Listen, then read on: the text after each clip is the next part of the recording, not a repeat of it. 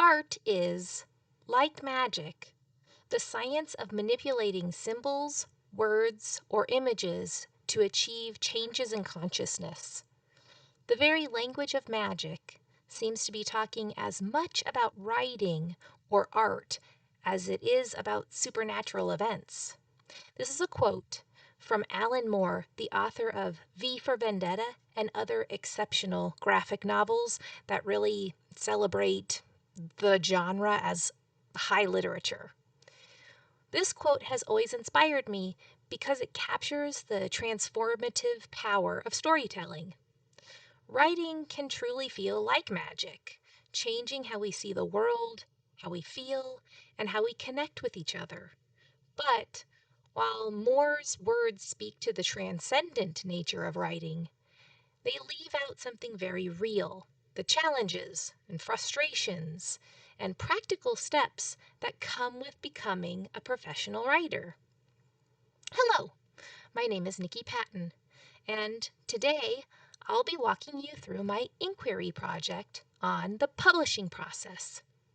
How writers take an idea from that first spark of inspiration all the way to a finished, published book. Along the way, I'm also going to give you a brief tutorial of Genially. It's an interactive presentation tool that you might want to use for your own multimodal storytelling projects or for teaching. So here we go. All right, so what is on the screen right now? This is Genially. And we'll click right here to this interactive eyeball to find our first chapter, the overview of the publishing landscape. Today's publishing landscape is more expansive than ever. From traditional publishers to small presses and self-publishing platforms. Understanding the options for first-time authors is key to finding the right fit in becoming a published author. Impact of technology.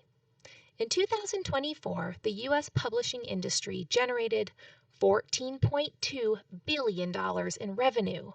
While print books remain popular, digital audiobooks achieved a remarkable 24% growth, indicating a shift in reader preferences.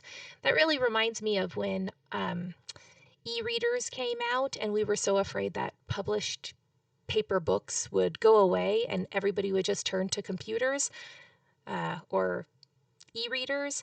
It turns out that that's not exactly what happened, but there are trends that we can pay attention to here.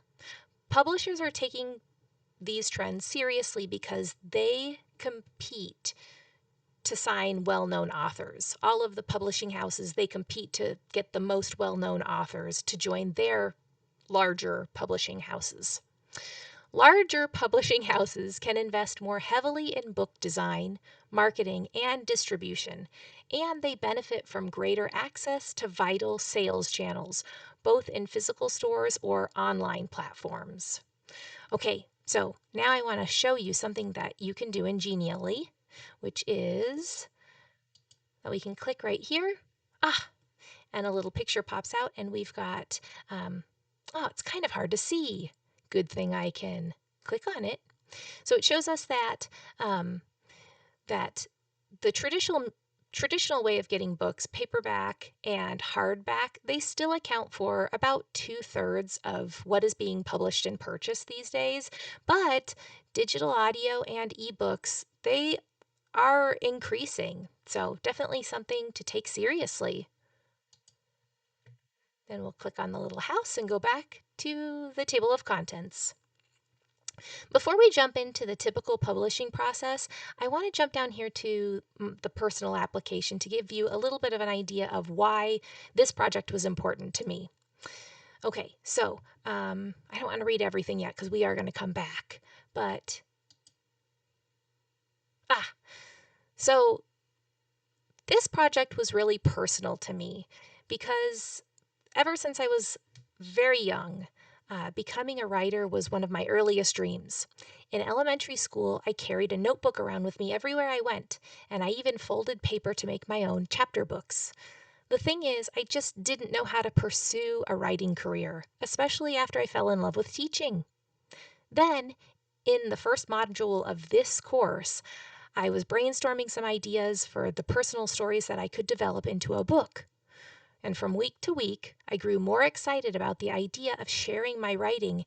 And here's the craziest part: my husband actually owns a small publishing press. There's literally nothing stopping me from experiencing the dream that I had as a little girl. After completing this inquiry project, I have much more knowledge about how a book goes from an idea to a reality. Furthermore, I can use everything I've learned in this course in the class that I'm teaching this fall, Storybook Studio. With this knowledge, I can prepare my young writers for the possibility of becoming published someday.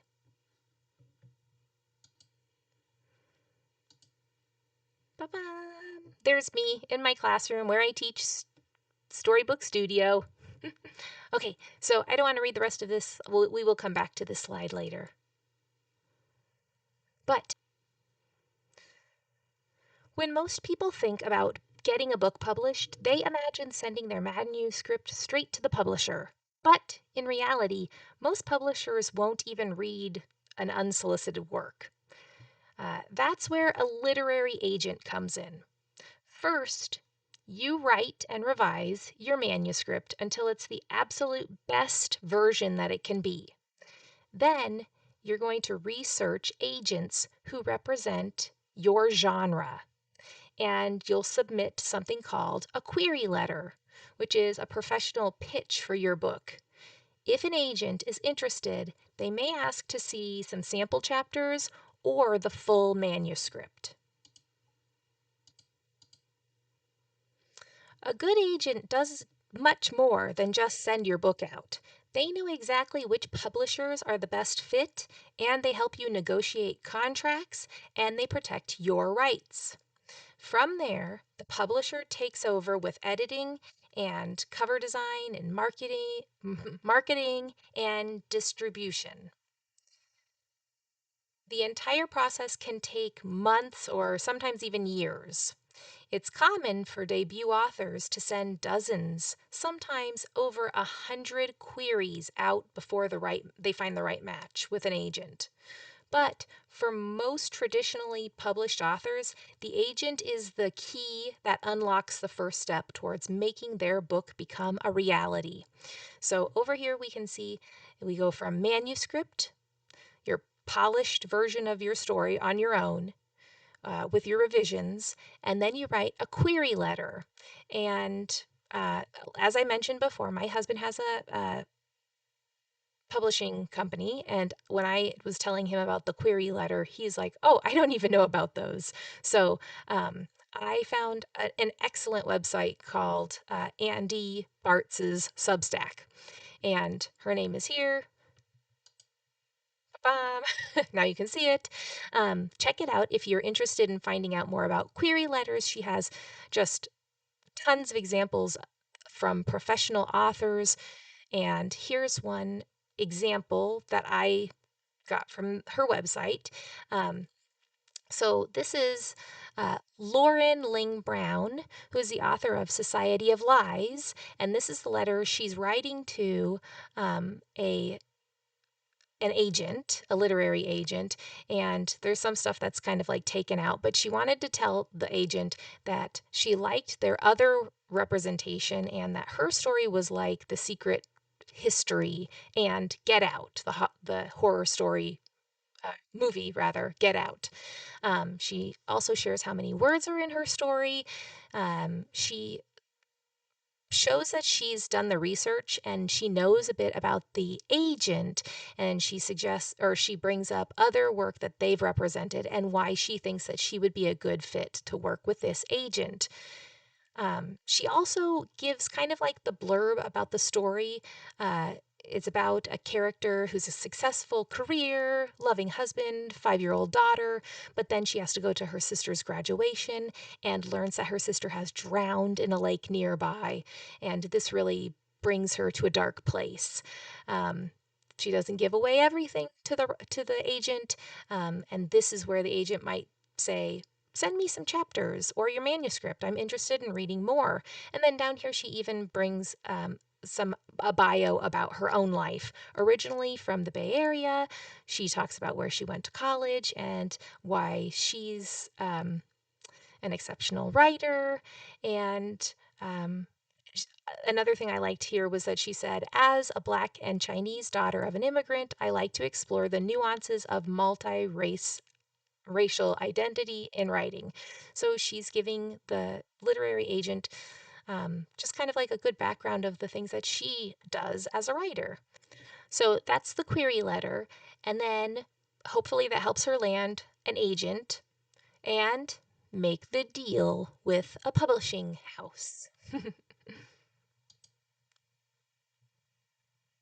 All right, next let's talk about the publishing paths.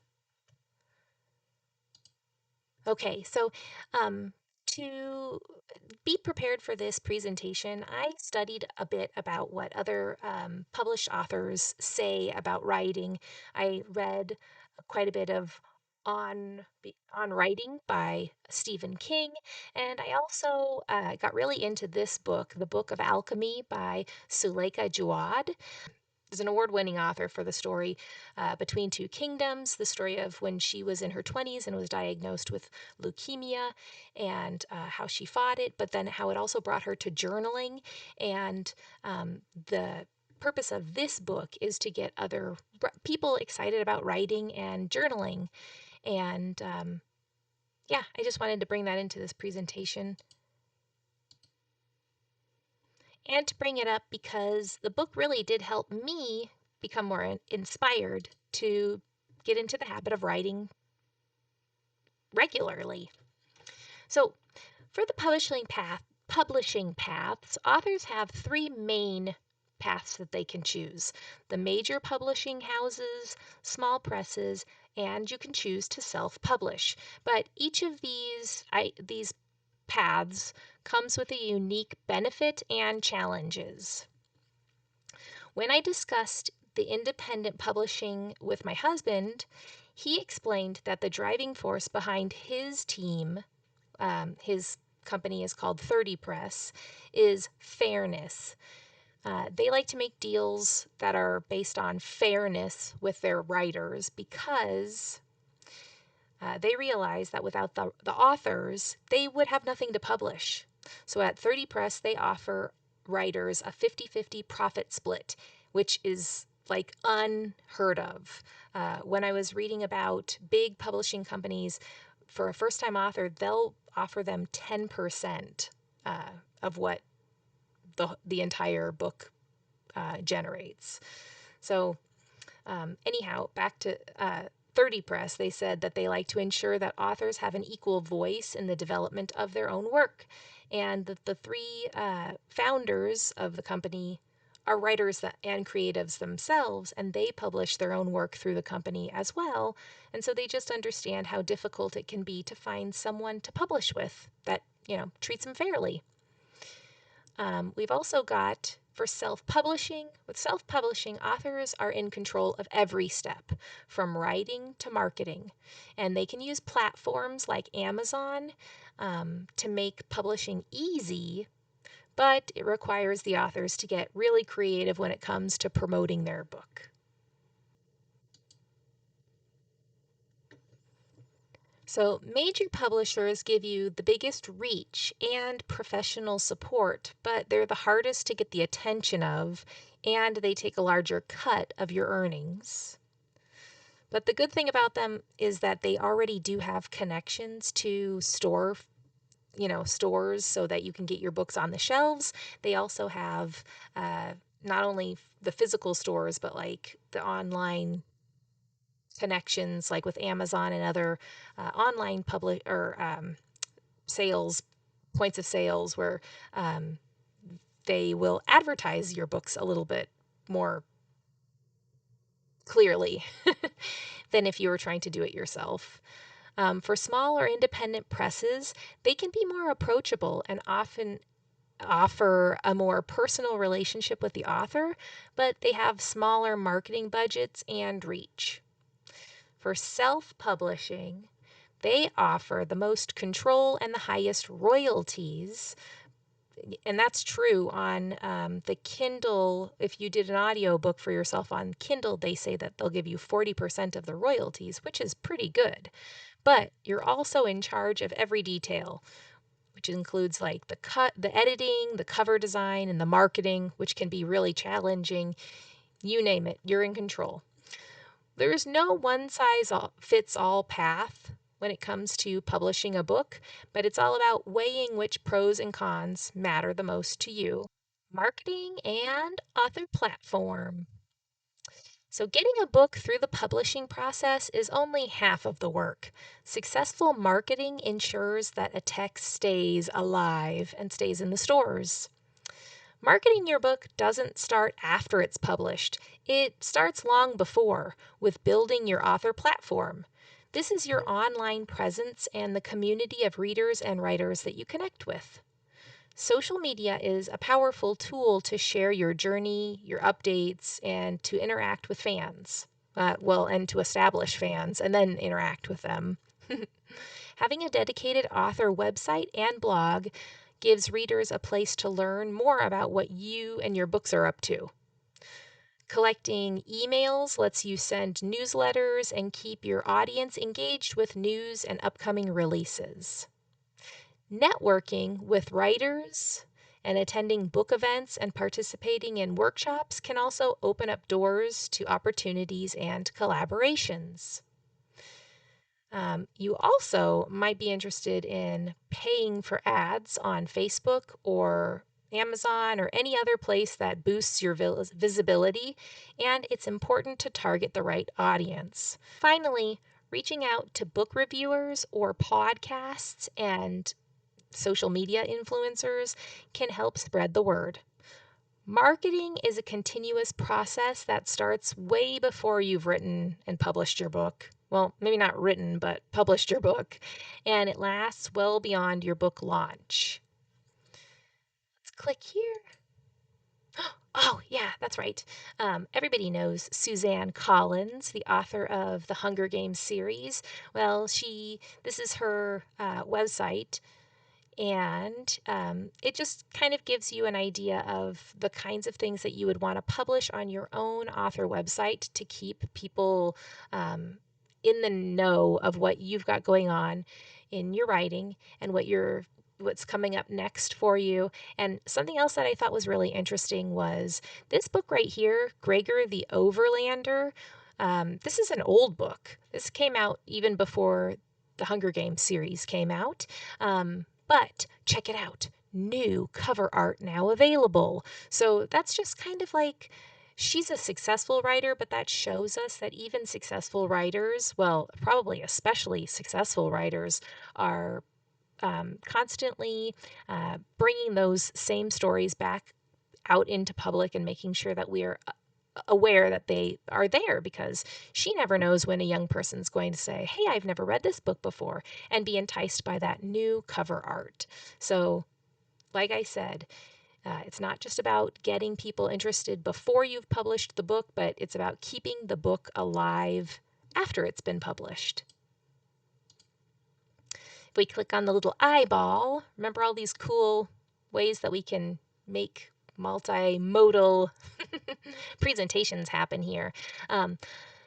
So here's another example. This is the many, many, many covers of George Orwell's 1984, and that book is just like so old, like almost 100 years old. But it keeps being republished with a new cover, and that just keeps people interested in, have I read this book before? Well, P.S. If you have not read this book recently, you definitely should. It's super interesting, and I just read it for the first time this last year with one of my tutoring students. Phenomenal. Okay, so we're back to the personal application. Now that the publishing process is more clear, it's easier to pick the best path. So, getting started. Which publishing option best fits your goal if you're the writer? What steps can you take now to build your author platform? Could you start working on a website or creating a newsletter? Is there someone that you can connect with to extend your professional network? I bet everybody's got someone in their life who has even probably self-published. I know that I do. My friend Joshua has published books of poetry using the publishing properties on Amazon, and he loves the experience.